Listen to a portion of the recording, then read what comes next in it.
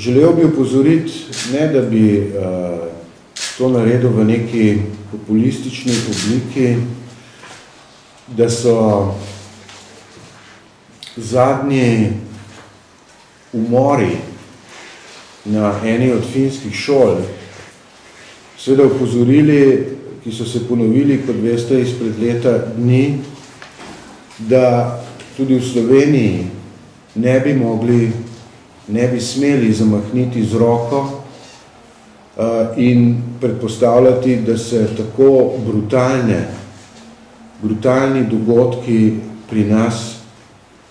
ne morejo zgoditi, zato bi bila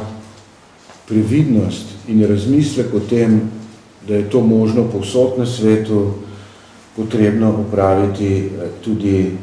v naši državi. Naj povem, da smo na izvršilnem odboru izrazili prepričanje, da bo treba s tem vprašanjem teh neverjetno brutalnih dogodkov, ki jih najpogosteje izvajajo učenci, dijaki ali bivši študentje teh istih šol, na katerih naredijo zločin, poiskati odgovore, zakaj se to vedno pogosteje na svetu dogaja, kaj je v naših družbah takega, da sproža tako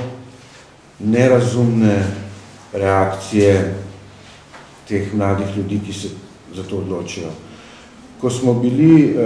smo razpravljali o tem, to je bilo nekaj dni po teh dogodkih na Finsku, naj povem, da je kolega z Združenih držav povedal, da so se majice tega bivšega študenta te šole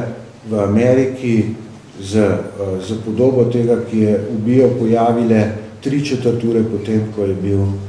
ta zločin na Finskem narejen in so bile seveda in so šle za med v prodajo.